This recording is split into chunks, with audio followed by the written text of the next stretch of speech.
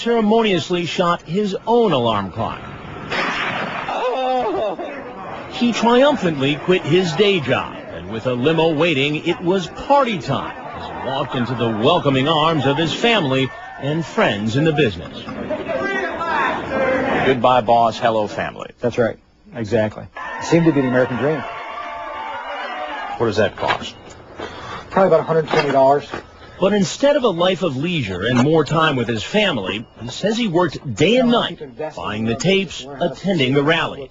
Still, he made nowhere near the six-figure salary he thought he would. In fact, in his best year, he made $34,000, and even that didn't last. What do you have today? We're destitute, financially. We'll change that, but financially we have nothing as a specific result of this. We heard it again and again. People who work the Quick Start plan only to suffer in the end. It's hurt us. It's hurt a lot of people. Vicki and Lindy Mack say they not only didn't make money, they lost more than $35,000 over a 5-year period, much of it on books, tapes, and traveling to rallies. That, by the way, is like a year at Harvard. No kidding. I know that. We know that. So why, despite the promises, did the Macks and thousands of others end up on the losing end of the Quick Start dream? This man says it's because it's based on a lie, and he should know. His name is Bo Short, and for a time he was selling the dream himself as one of Quick Star's brightest stars. I will tell you this, I do not want you to leave excited.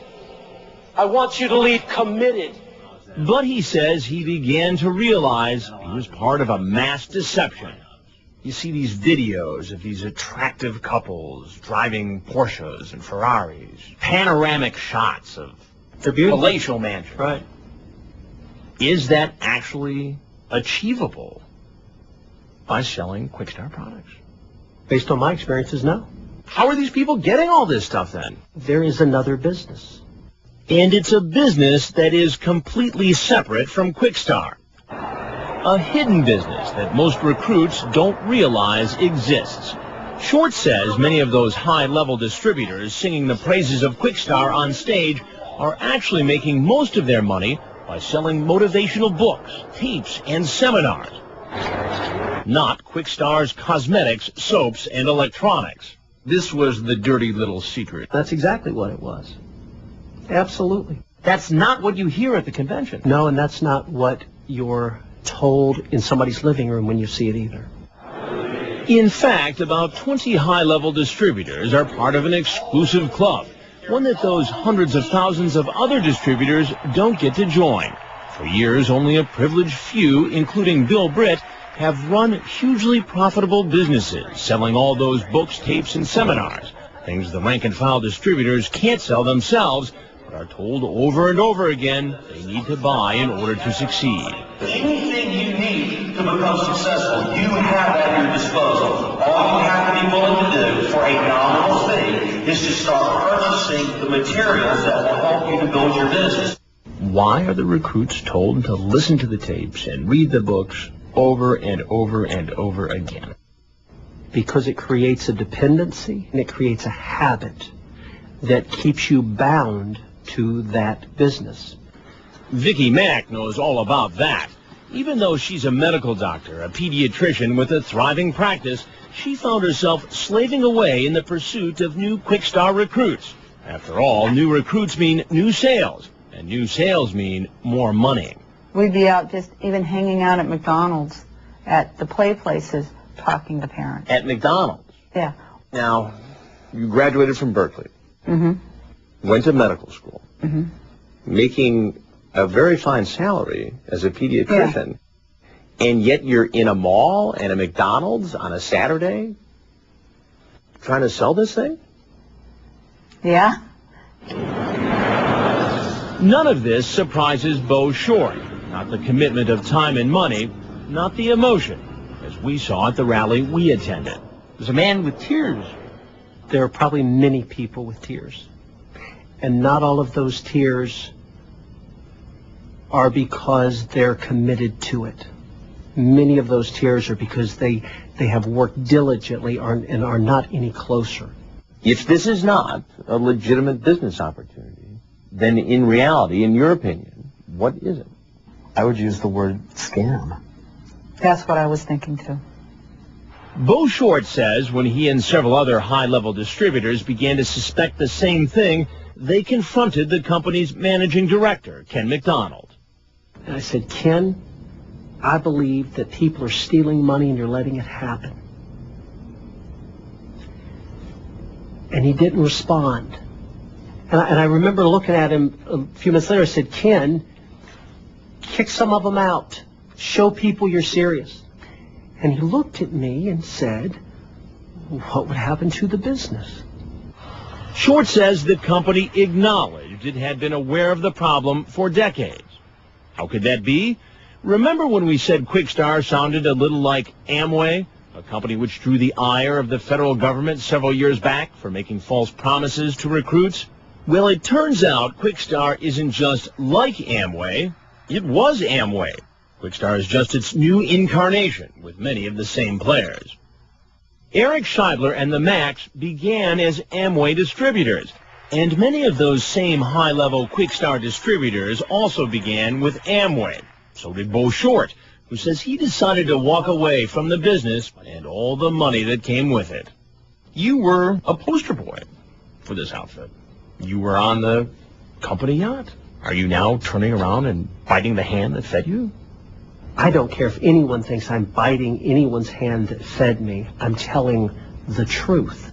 Quickstar declined to be interviewed on camera, but its managing director, Ken McDonald, says in a letter that Short's recollection of events is misleading, and he questioned Short's motivation for speaking out. Short does run a small direct marketing firm himself, and Quickstar considers him a potential competitor. Quickstar also says it prohibits its independent distributors from making exaggerated claims about income.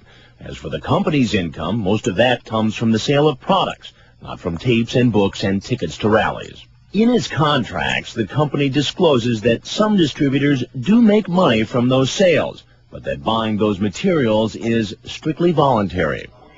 As for Bill Britt and some of the other top-level distributors we saw on stage, they also declined our request for an on-camera interview.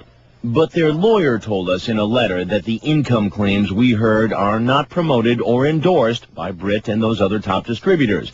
He also wrote that buying the books and tapes is voluntary, and that how much they make from those sales is not available.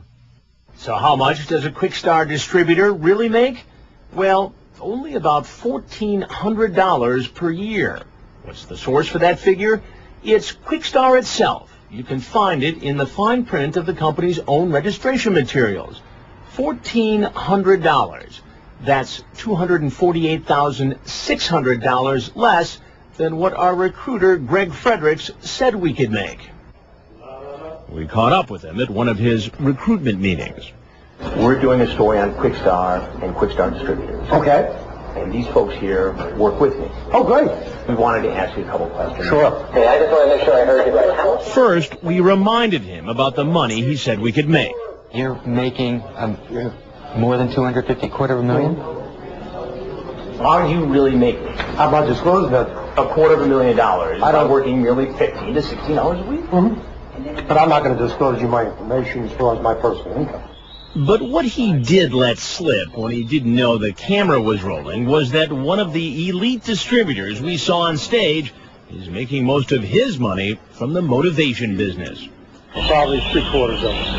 And that's from holding seminars? Seminars, rallies, functions, motivational tools, tapes, books, speaking engagements, appearances. But he didn't seem to remember saying that. I don't know where that one ever came from. That I don't know. You're mentioning a number here, 3/4 of what his income is. That's what you said, not what I said. Did I say it? And that's about all he had to say. Well, I got to run. Later, we found out something else about Fredericks. Back in the mid-'90s, he was arrested and charged with possession of crack cocaine and is still wanted by police to face charges in North Carolina.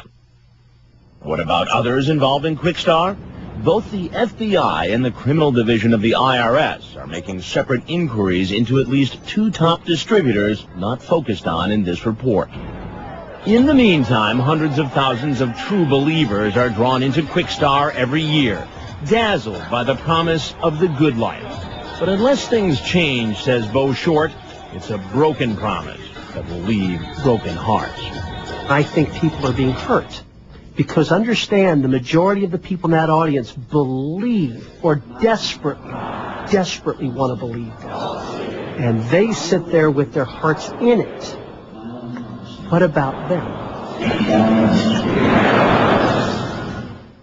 Some former high-level distributors have filed a lawsuit against Quickstar in federal court, accusing the company of antitrust violations and conspiracy. Quickstar disputes the allegations and says it hopes the matter will be resolved through arbitration. For more on this story, log on to our website. The address is dateline.msnbc.com.